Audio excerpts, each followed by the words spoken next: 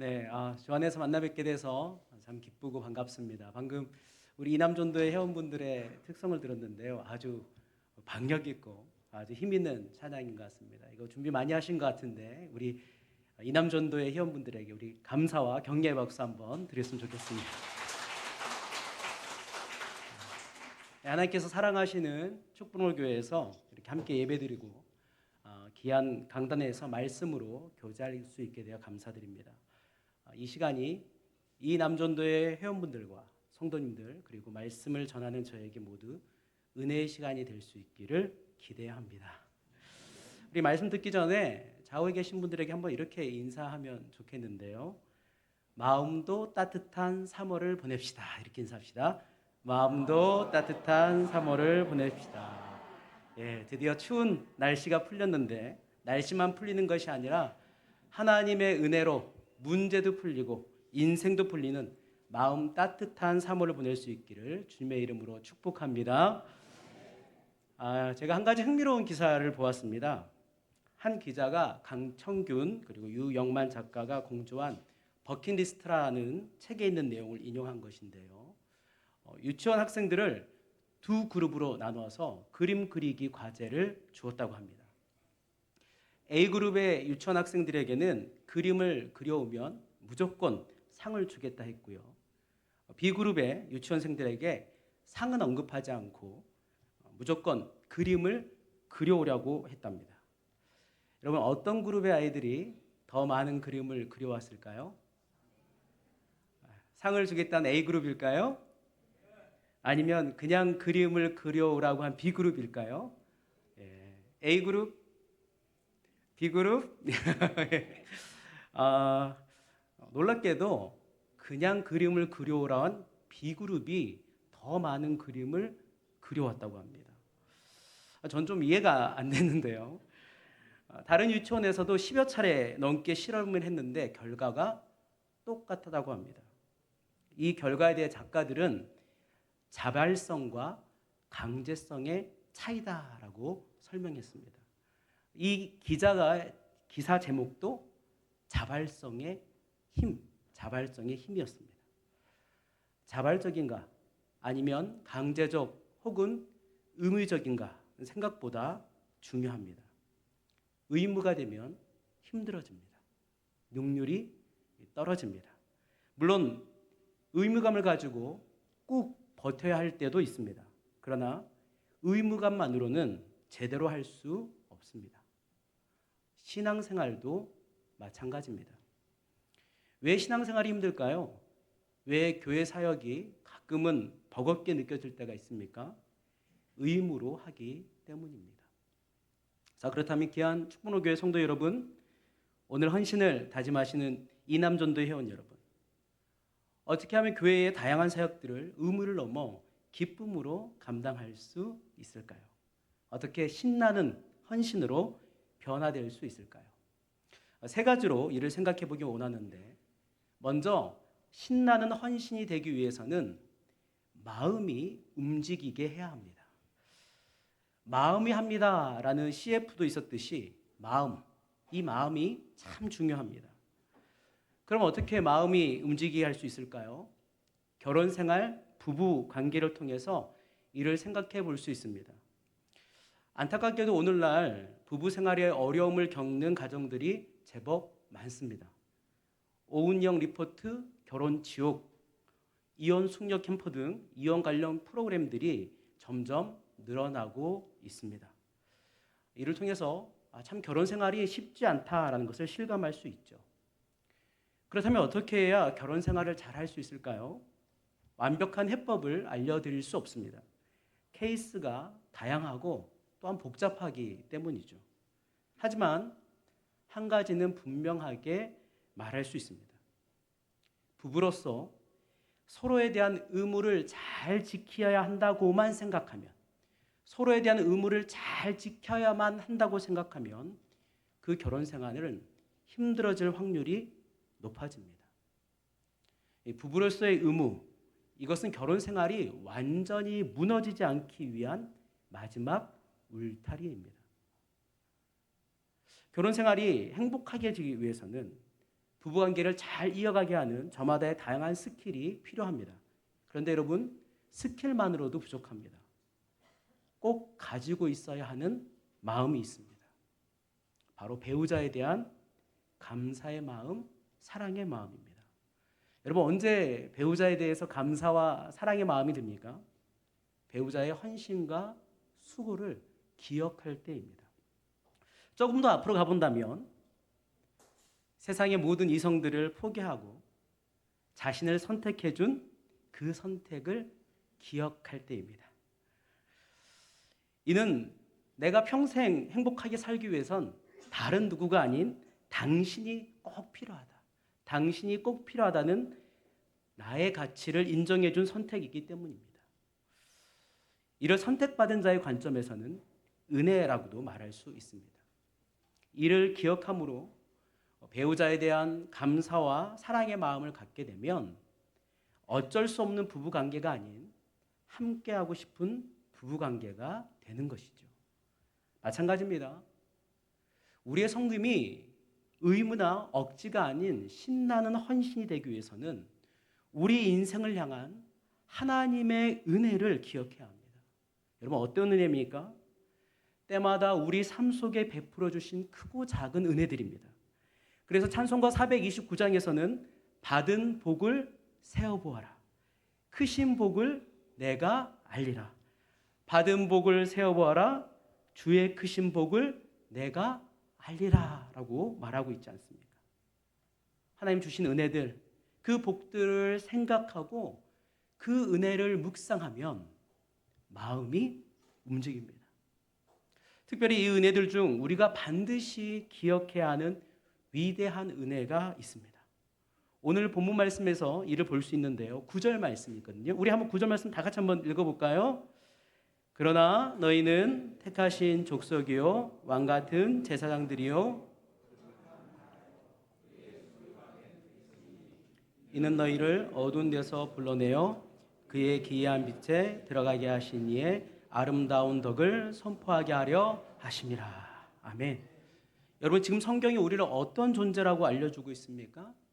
택하신 족속, 왕 같은 제사장, 거룩한 나라, 그의 소유된 백성이라고 합니다. 이것을 한마디로 얘기하면 보물 같은 존귀한 존재다라는 거죠. 우리의 자존감을 높여주는 말씀입니다. 그런데 여러분, 원래 우리는 어떤 존재였습니까? 원래 우리가 어떤 존재였죠?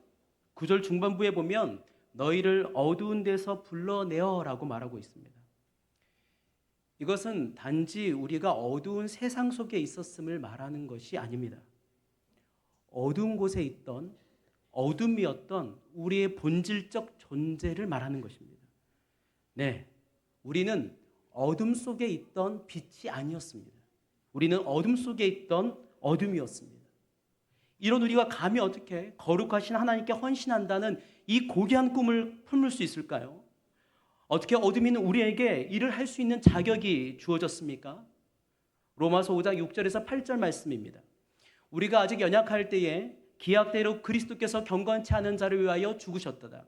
의인을 위하여 죽는 자가 쉽지 않고 선인을 위하여 용감히 죽는 자가 혹 있거니와 우리가 아직 죄인 되었을 때에 그리스도께서 우리를 위하여 죽으심으로 하나님께서 우리에 대한 자기의 사랑을 확증하셨느니라. 네, 무엇입니까? 예수님의 십자가의 죽으심 때문입니다. 예수님의 생명이라는 그 어떤 것과 비교할 수 없는 고귀하고 값비싼 가치를 지불하시어 어둠이었던 우리를, 죄 덩어리였던 우리를 보물 같은 존귀한 존재, 하나님의 자녀가 되게 해주셨기 때문입니다.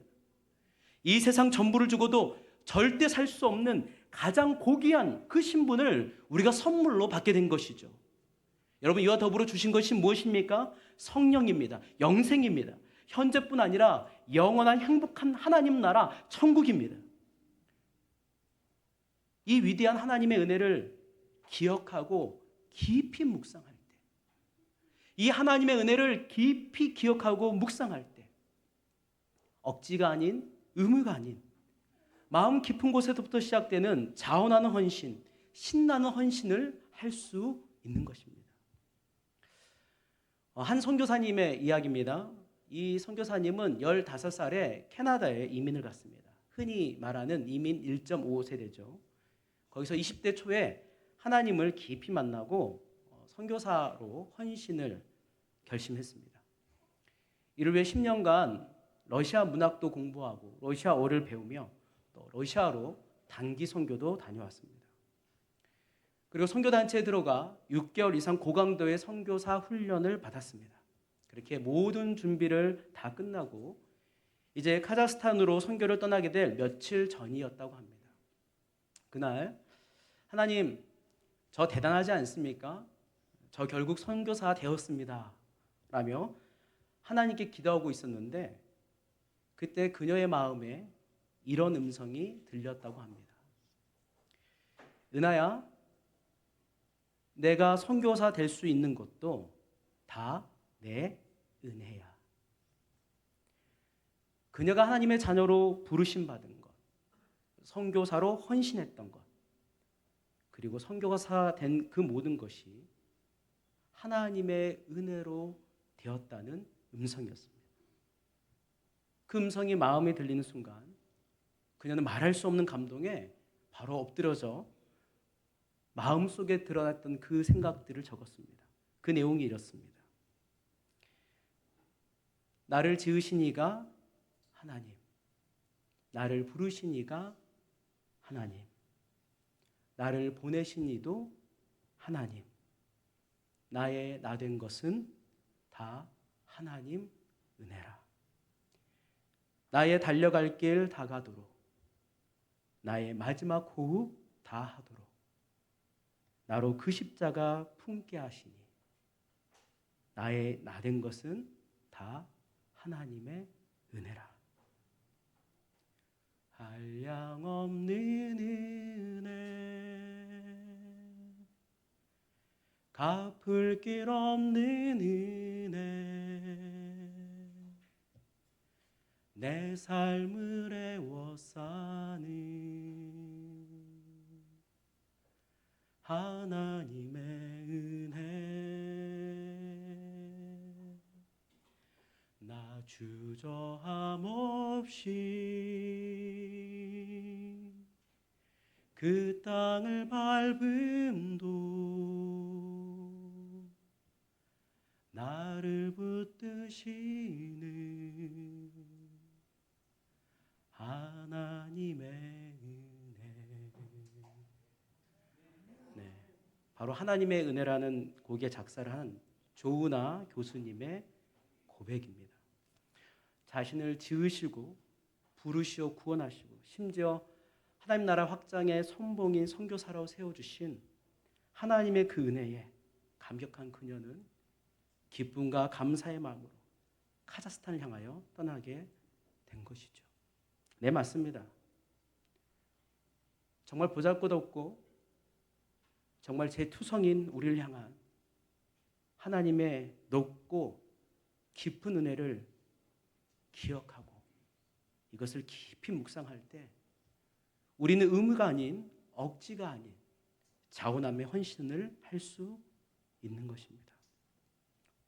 그러므로 귀한 축복로교회 성도 여러분, 오늘 헌신을 다짐하신 이남도의 모든 회원 여러분, 헌신을 향해 나아가기 전 먼저 해야 할 일, 그것은 우리를 향한 하나님의 그 놀라우신 은혜를 기억하고 깊이 묵상하는 것입니다. 먼저 어둠에 있던 어둠이었던 우리를 빛으로 부르신 하나님의 은혜를 기억하시기 바랍니다. 죄 덩어리인 우리를 감히 하나님의 자녀가 되는 권세를 주셨음을 기억하시기 바랍니다. 우리에게 그 무엇으로 살 수 없는 영생과 천국을 선물로 주셨음을 기억하시기 바랍니다. 나의 나되게 하신 모든 그 걸음들을 여러분 기억하시기 바랍니다. 그 위대하신 은혜를 깊이 생각하시고 묵상하시기 바랍니다. 과거의 은혜를 회상함으로 감사는 태어난다. 과거의 은혜를 회상함으로 감사는 태어난다는 제퍼슨의 말처럼 하나님 은혜를 깊이 묵상할 때 여러분들의 마음에 감사와 감격이 가득 채워지게 될 것입니다. 그럴 때 우리는 억지의 헌신, 형식적인 헌신, 의무적인 헌신이 아닌 자발적이고 기쁘며 진짜 신나는 헌신으로 달려갈 수 있게 될 줄 믿습니다. 그럴 수 있는 저와 여러분 모두가 될 수 있기를 주님의 이름으로 축복합니다. 두 번째로 신나는 헌신이 되기 위해서는 바른 목표, 핵심 가치를 향하여 헌신해야 합니다. 여러분 혹시 다카르 랠리를 아십니까? 아주 유명한 자동차 레이스입니다. 자동차 레이스는 누가 더 빨리 결승점을 통과하는가에 따라 우승이 결정되죠. 다카르 랠리 역시 마찬가지입니다. 그런데 이 레이스는 일반적인 자동차 레이스와는 차이가 있습니다. 경기장 안에 트랙이 아닙니다. 사하라 사막과 같은 거친 지형을 횡단하는 레이스입니다. 몇 시간이 아닌 며칠 동안을 달려야 합니다. 2024년의 경우 이 레이스의 총 거리가 7,891km였다고 합니다. 이 엄청난 길이죠. 여러분 이 레이스에 우승하기 위해 적어도 완주하기 위해 여러분 가장 중요한 것 무엇일까요? 바로 바른 방향입니다. 방향을 바르게 잡지 않으면 아무리 빨리 달린다 할지라도 길을 잃거나 사막 구덩이에 빠지기 십상이기 때문이죠. 실제로 이 대회에서 많은 차들이 길을 잃어버려 탈락하기도 하고 심지어 조난을 당하기도 했습니다. 이는 모두가 아는 격언을 하나 떠올리게 합니다. 속도보다 방향이다. 속도보다 방향이다. 이는 속도의 중요성을 무시하는 것이 아닙니다. 속도 중요하지만 방향이 더 중요하다는 뜻입니다. 남들보다 훨씬 빠르다 할지라도 방향이 틀리면 그 빠름이 아무 의미 없기 때문입니다. 이는 업무나 일상적인 일뿐 아니 신앙적인 측면에서도 마찬가지입니다. 오늘 우리는 헌신 예배를 드리고 있는데요. 헌신 역시 같은 맥락에서 말할 수 있습니다. 열정의 온도 중요합니다. 열심의 수치 중요합니다. 하지만 열심의 방향, 헌신의 목표가 더 중요합니다. 즉 바른 목표, 핵심 가치를 향해 헌신해야 하는 것이죠. 그런데 여기에 어려움이 있습니다. 우리가 이것을 알면도 불구하고 종종 실수를 저지르기 때문이죠. 크게 두 가지만을 말한다면 첫 번째는 자기중심적 헌신입니다. 열심히 합니다. 그런데 자기가 원하는 일에 열심을 합니다. 자기 방법대로 열심히 합니다. 이 열심의 뿌리는 자기입니다. 자기 만족 욕구입니다. 자기 인정 욕구입니다. 이런 열심은 문제를 일으키는 경우가 많습니다. 주위 사람들이 다쳐요. 공동체가 시끄럽습니다. 자기 중심적이기 때문입니다. 안타까운 점은 열심을 내는 당사자가 가장 큰 어려움에 직면하게 됩니다. 이런 비뚤어지는 헌신에는 기쁨이 없기 때문입니다. 네, 성취감은 있습니다. 그런데 기쁨과 다릅니다. 기쁨은 하나님이 주시는 선물이고 성취감은 스스로 느끼는 것입니다. 하나님의 방법대로 하나님의 위한 일을 할 때 가슴 가득 채워지는 기쁨이 있습니다. 반대로 자기 중심적 열심은 곧 공허함, 갈증을 느끼게 됩니다. 자기 중심적으로 열심히 난 성취감은 탄산음료와 같이 그 청량감이 빨리 사라지기 때문입니다. 그러니 또 다른 일에 열심을 냅니다. 그리고 찰나의 성취감, 만족감을 느끼고 다시 갈증을 느낍니다. 이것이 반복되면 무기력해집니다. 지칩니다. 공허해집니다. 마치 단순당이 순간적으로 즐거움은 주지만 실제 건강에 악영향을 미치는 것과 같습니다. 연약한 우리는 언제라도 이런 실수에 빠질 수 있습니다. 시작은 그렇지 않았지만 후에 언제라도 변질될 수 있습니다. 그래서 우리는 항상 헌신의 동기와 방법을 점검해야 하는 것이죠. 두 번째 실수는 비핵심 가치를 위한 열심입니다. 교회뿐 아니라 전도회에는 감당해야 될 다양한 사역들이 있습니다. 그래서 1년 사업 계획을 세우지 않습니까? 기도하고 세우는 모든 일들은 의미가 있고 가치가 있습니다. 정말 그것들이 감사한 일들이고 우리가 집중해야 되는 일들이죠. 하지만 그 중에서 반드시 해야 하는 핵심 가치의 일이 있습니다. 그런데 우리는 핵심이 아닌 일에 더 열을 내는 경우가 종종 있습니다. 이런 실수를 하지 않기 위해서 핵심 가치가 무엇인지를 정확하게 알 뿐 아니라 핵심 가치를 항상 생각해야 합니다. 그래야 여러분의 헌신이 바른 방향으로 갈 수 있습니다. 그렇다면 사랑하는 성도 여러분, 오늘 다시 멋지게 헌신하겠다고 헌신 예배를 드리시는 이남전도회 회원 여러분, 여러분의 핵심 가치가 무엇입니까? 여러분 메인 목표가 무엇인가요? 오늘 9절 후반부의 말씀에서 우리는 헌신의 바른 목표, 헌신의 핵심 가치가 무엇인지를 알 수 있습니다. 이렇게 기록되어 있습니다. 이는 너희를 어두운 데서 불러 그의 기이한 빛에 들어가게 하신 이의 아름다운 덕을 선포하게 하려 하심이라. 아름다운 덕을 선포하게 하는 것, 이것을 우리가 한 단어로 뭐라 말할 수 있습니까? 전도입니다. 전도, 더 정확히 말하면 예수님을 전하고 증거하는 이것이 정말 헌신의 바른 목표, 핵심 가치입니다. 여러분 이게 맞을까요? 네, 분명합니다. 예수님께서 승천하시기 전 제자들에게 마지막으로 이렇게 말씀하시고 승천하셨습니다. 예수께서 나와 말씀하여 이르시되 하늘과 땅의 모든 권세를 내게 주셨으니 그러므로 너희는 가서 모든 족속으로 제자를 삼아 아버지와 아들과 성령의 이름으로 세례를 주고 내가 너에게 분부한 모든 것을 가르쳐 지키게 하라.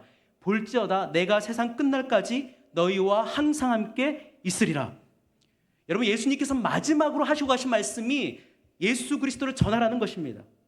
어둠이었던 우리를 빛으로 부르시고 빛되게 하신 그 예수님을 아직도 어둠 속에 있는 이들에게 전하는 것. 이것이 우리의 모든 헌신의 방향이 되어야 합니다. 여러분 이것이 모든 그리스도인의 바른 목표, 핵심 가치입니다. 감사한 사실은 이 핵심 가치에 열심을 낼 때 말할 수 없는 큰 기쁨이 생깁니다. 먼저 흑암에 있던 영혼이 하나님께로 돌아오는 기쁨입니다. 여러분 예수님으로 인해서 인생이 회복되고 인생이 살아나는 일들 경험해 보시지 않았습니까? 여러분들이 전했던 그 복음 때문에 죽어가던 영혼이 살아난 거 경험해 보시지 않았습니까? 그때 우리 안에 말할 수 없는 그 무엇으로도 살 수 없는 기쁨이 흘러넘치는 것이죠. 이와 더불어 악한 사단의 권세에 사로잡혀 있던 자녀들이 하나님께로 돌아올 때 그 하나님의 기쁨이 예수 그리스도를 전하는 우리 안에 흘러 들어옵니다. 뿐만 아닙니다. 영혼을 살리고 인생을 살리는 이 세상에서 가장 가치 있는 일, 예수님 아는 사람만이 할 수 있는 그 일에 쓰임받는 행복과 기쁨이 우리 안에 넘치게 되는 겁니다. 이 모든 것이 주님이 기뻐하신 일을 행하는 자만이 누릴 수 있는 하늘의 선물인 것이죠. 여러분들이 잘 아는 한 분을 소개하려고 합니다. 최병호 씨입니다. 이 남다른 불심으로 불교 학생 회장으로 섬겼던 그가 분이엘 고등학교에 다니게 되었습니다.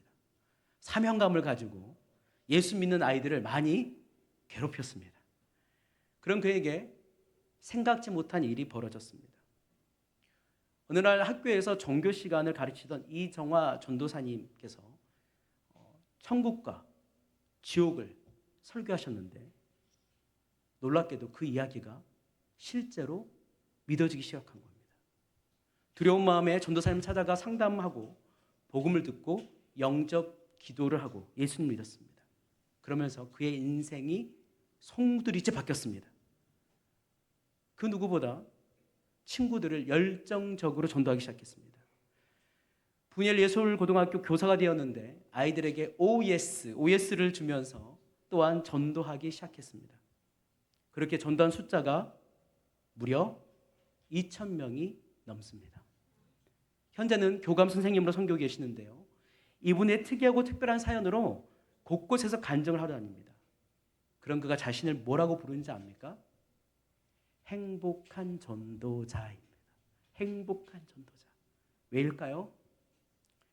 이 세상에 가장 가치 있는 일, 예수님 아는 사람만이 할 수 있는 그 일에 그가 쓰임받는 기쁨과 행복입니다.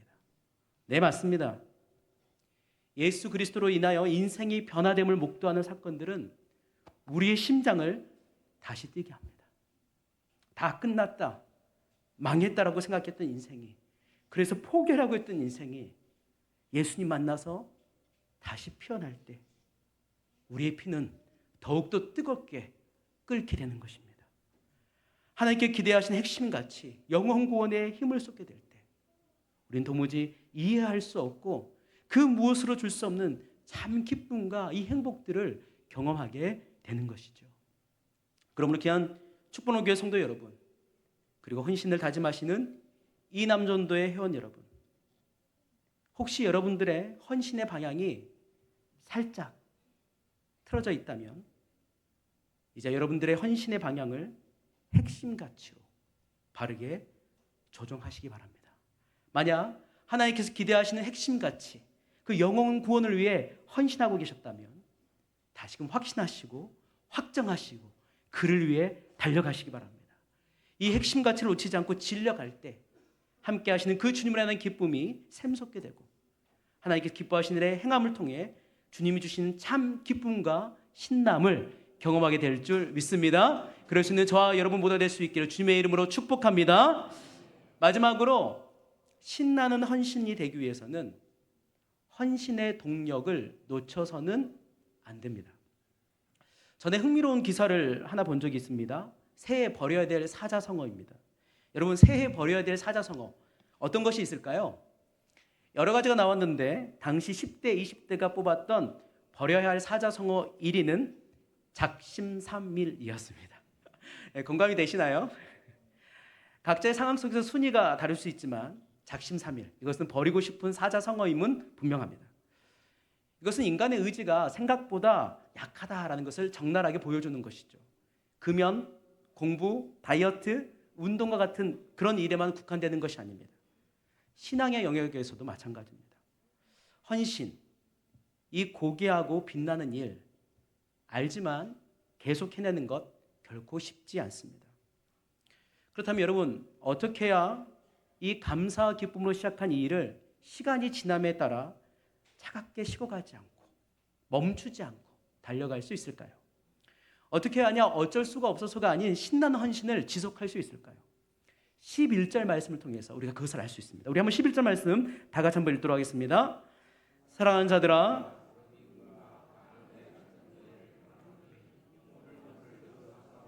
육체의 정욕을 제어하라. 아멘. 우리가 여기서 좀 육체의 정욕을 제어하라는 부분을 좀 우리가 집중해서 보기 원하는데요. 육체의 정욕이란 세속적 욕구입니다. 이것을 제어하라고 하고 있습니다. 현대인의 성경에서는 이걸 조금 더 강조해서 뭐라고 번역하고 있냐면요. 그러므로 영혼을 대적하여 싸우는 육체의 정욕을 이기십시오라고 표현하고 있습니다. 여러분, 왜 세속적 욕구를 멈추고 나아가 이것을 이기라고 하고 있을까요? 이 욕구가 결국 죄의 열매를 맺기 때문입니다. 그러므로 육체의 정욕을 제어하는 것은 죄의 뿌리를 뽑아라라는 뜻이죠. 100%는 아닐지라도 죄 지을 가능성을 최대한으로 낮추라는 것입니다. 그런데 여러분, 이것은 성경이 말하고 있는 궁극적인 목표가 아닙니다. 왜 여러분 죄 지을 가능성을 낮춰야 할까요? 왜 죄라는 나쁜 열매를 맺게 하는 그 뿌리인 정욕을 방치하지 않고 뽑아야 하겠습니까? 이것이 하나님과의 친밀한 관계를 망가뜨리기 때문입니다. 여러분, 하나님과의 친밀함이 깨어지면 우리 안에 선한 모든 것이 사라집니다. 반대로 하나님과 친밀함 안에 있으면 선한 능력을 가지게 됩니다. 야고보서 1장 17절에 보면 온갖 좋은 은사와 온전한 선물이 다 위로부터 빛들의 아버지께로부터 내려오나니 그는 변함도 없으시고 회전하는 그림자도 없으시니라 라고 기록하고 있습니다. 무슨 말이냐면 기쁨, 사랑, 희망, 평강 같은 모든 선한 감정들 뿐 아니라 이 세상에서 좋다고 하는 모든 것들, 그것이 하나님께로부터 온다는 것입니다. 무슨 말이에요? 하나님이 기뻐하시는 그 헌신을 계속 감당할 수 있는 것은 하나님께서 그 선한 마음을 공급해 주실 때 가능하다는 것입니다. 그래서 이사야 40장 28절 31절에 이렇게 말합니다. 너는 알지 못하느냐? 듣지 못하였느냐? 영원하신 하나님이 여호와 땅끝까지 창조하신 이는 피곤하지 않으시며 곤비하지 않으시며 명철이 한이 없으시며 피곤한 자에게 능력을 주시며 무능한 자에게 힘을 더하시나니 소년이라며 피곤하며 곤비하며 장정이라도 넘어지며 쓰러지되 오직 여호와를 앙망하는 자는 새 힘을 얻으리니 독수리가 날개치며 올라간 같을 것이요 다른 박질하여도 곤비하지 아니하겠고 걸어가도 피곤하지 아니하리로다. 아멘. 네, 맞습니다. 하나님과의 친밀함 안에서 그분께서 주시는 다양한 은혜들이 우리의 영혼과 마음에 채워지면 여러분 지치지 않고 달릴 수 있습니다. 반대로 아무리 길을 제대로 알고 달린다 할지라도 기름이 떨어지면 멈출 수밖에 없는 것처럼 하나님으로부터 공급해 주시는 은혜가 없으면, 하나님으로부터 흘러오는 그 은혜가 없으면 거룩한 소망을 향하여 더 이상 달려갈 수 없습니다. 그러므로 헌신의 동력인 하나님과의 친밀함을 유지하는 일, 하나님과의 친밀함을 유지하는 이 일에 우리는 그 무엇보다도 힘써야 하는 것입니다. 뿐만 아니에요. 여러분, 하나님과의 친밀함에 있을 때 우리 인생 안에 위대한 일이 일어났기 때문입니다. 여러분, 어떤 일이 일어날까요?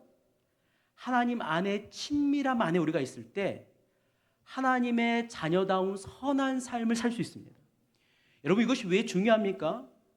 우리가 아까 얘기한 핵심 가치, 영혼 구원, 이것의 하이그레이드, 가장 높은 수준은 말이 아닌 삶으로, 우리의 인생으로 이루어지는 것이기 때문입니다. 12절에서 이렇게 말하고 있습니다. 너희가 이방인 중에서 행실을 선하게 가져 너희를 악행한다고 비방하는 자들로 너희 선한 일을 보고 오시는 날에 하나님께 영광을 돌리게 하려 함이라. 지금 보십시오. 선한 일을 보고 이방인들이 하나님께 영광을 돌린다고 합니다. 이것은 단순히 하나님께 영광 돌린다라는 것이 아니라 하나님께 돌아오는 것이죠. 사도행전 2장 47절에도 이렇게 말합니다. 하나님을 찬미하며 또 온 백성에게 칭송을 받으니 주께서 구원받는 사람을 날마다 더하게 하시니라. 유대인들의 입장에서 이단이 초대교회 성도들을 보면서 욕이 아닌 칭찬을 하고 있습니다. 무엇 때문에 그들이 그렇게 할까요? 단 한 가지밖에 없습니다. 유대인들조차도 박수 칠 수밖에 없는 그들의 품격 높은 삶의 모습입니다. 즉 하나님의 자녀다운 거룩하고 순결한 삶인 것이죠. 여러분, 그 모습에 예수님을 믿는 역사들이 나타나는 것입니다. 1904년 웨일즈 부흥운동에도 1907년 평양 대부흥에도 이런 동일한 일들이 일어났습니다. 예, 맞습니다. 영혼 구원의 가장 높은 수준은 진짜 하나님 자녀다운 삶을 살아가는 것입니다. 이것이 그리스도인의 진짜 실력입니다. 어디에서입니까? 교회에서입니다. 어디에서입니까? 가정과 캠퍼스와 직장, 하나님께 허락하신 여러분의 삶의 모든 영역에 있습니다. 여러분, 그곳에서 여러분들이 하나님의 자녀답게 살아가며 하나님 나라의 그 품격적인 삶을 살아가는 여러분들을 보는 친구와 가족과 직장의 동료들이 하나님께로 돌아오는 역사들이 일어나게 되는 것입니다. 그러므로 귀한 축복로 교회 성도 여러분, 제대로 헌신하고 싶으십니까? 신나는 헌신을 여러분 평생 하기를 원하십니까? 죄를 끊어내시고 말씀과 기도로 헌신의 동력인 하나님과 친밀함 안에 날마다 머무르시기 바랍니다. 여러분의 모든 삶의 영역에서 하나님의 자녀답게 살기를 소망하고 도전하시기 바랍니다. 그럴 때 우리는 지치지 않는 헌신으로 나아갈 뿐 아니라 하나님의 자녀다운 여러분의 삶을 통해 예수 믿지 않는 주위의 모든 사람들이 하나님께 영광 돌리며 하나님께 돌아오는 아름다운 역사가 일어나게 될 줄 믿습니다. 말씀을 정리하겠습니다. 여러분, 신나는 헌신 정말 가능할까요? 네, 가능합니다. 여러분 기억하십시오. 헌신은 쥐어짜는 것이 아닌 하나님으로 인해 되어지는 것입니다. 우리에게 주신 하나님의 위대하신 은혜를 날마다 깊이 묵상하시기 바랍니다. 바른 목표, 최고의 헌신인 영혼 구원의 그 방향을 항상 기억하시기 바랍니다. 마지막으로 헌신의 동력인 하나님과의 친밀함을 절대 놓치지 마시고 무엇보다 이를 통해 여러분의 모든 삶의 현장에서 하나님의 자녀답게 살아내시기 바랍니다. 그럴 때 두려움과 고통 속에 있던 수많은 인생들이 바로 여러분들을 통해 빛으로, 생명으로, 축복으로 돌아오는 그 아름다운 구원의 역사를 경험하게 될 줄 믿습니다. 바라기 하나님께서 인정하시고 운행하시는 이런 아름다운 헌신의 이야기를 써내려 가시는 축복물교회, 그리고 특히 이남전도의 모든 회원분들이 될 수 있기를 주님의 이름으로 축복합니다.